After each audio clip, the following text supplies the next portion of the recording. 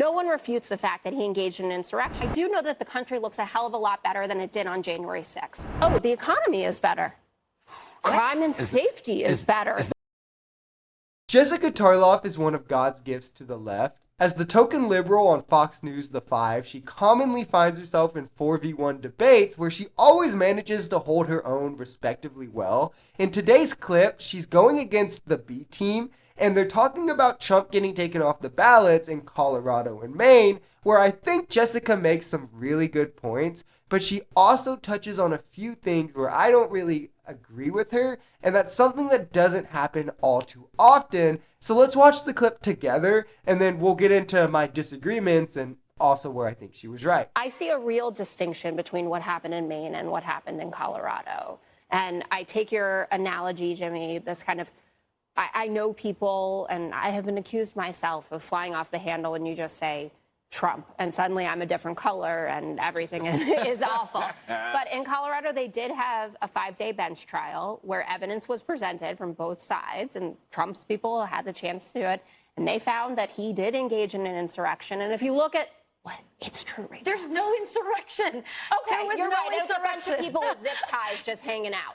Okay, so then it gets kicked up to the Supreme Court. And if you look at the opinions from all 7 justices, the 4 who voted to take him off the ballot and the 3 who didn't, no one refutes the fact that he engaged in an insurrection. There's a difference of opinion of whether he should be able to stay on the ballot or not. That is different than one person.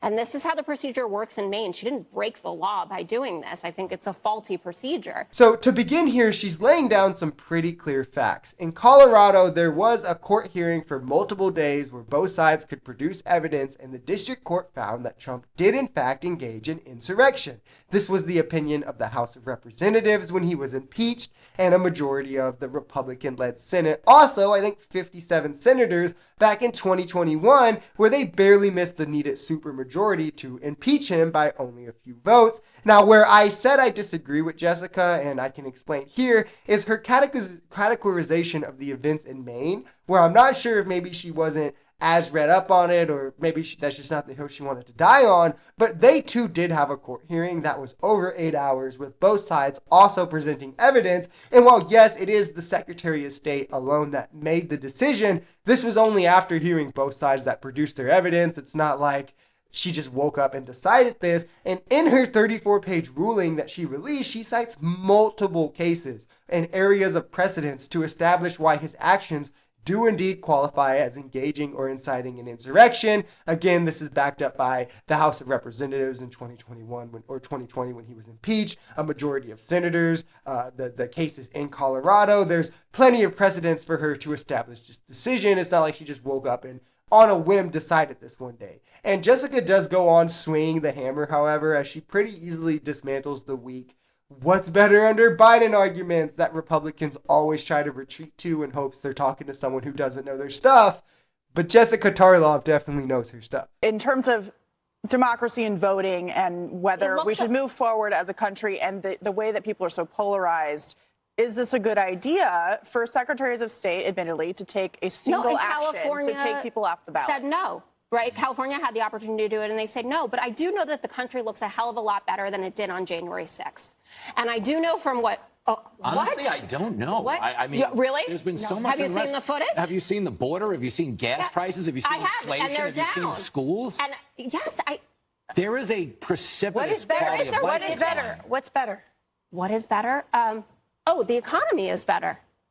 Crime and safety is better. So yeah, by every metric, the economy is better. And before we even get into the statistics that conservatives don't even really care about in the first place, I want to pose this to you. Remember the mess of an economy that Joe Biden was handed. Remember where gas prices were. Remember where inflation was. Remember where jobs were. Remember where GDP growth were. They were all terrible, most at record worst. When conservatives speak of Trump, and you mention these things like how he lost jobs or where the GDP was and how all these things happened under COVID, they always place the caveat of, oh, it was because of the pandemic. Oh, the pandemic, which that's fine. I can grant you that.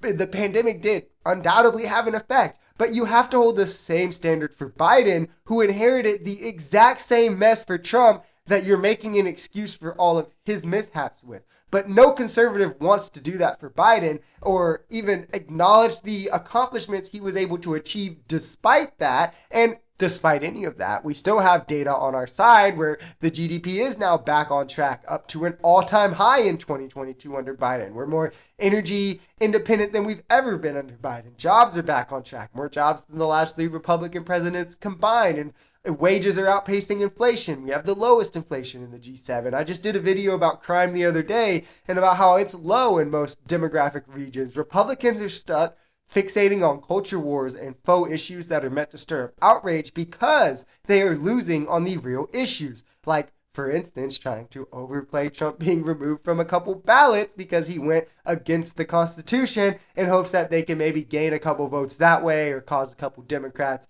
to not want to vote for Democrats because, oh, they're going against democracy, when in reality, it's completely within the bounds of our constitutional republic. Something that Republicans want to appeal to when it's beneficial for them, but now have a problem with because it goes against one of their guys. If you enjoyed this video, we're Social Society. We're a commentary channel influenced by politics, society, and the economy. We are pretty left-leaning on this channel, but we're open to our right-wingers as well. The biggest thing here is having conversations that get everyone to the bottom of the truth. If that sounds like something that could interest you, consider smashing that subscribe button, leaving us a like, or even commenting on this video, because the only way we become a society is together.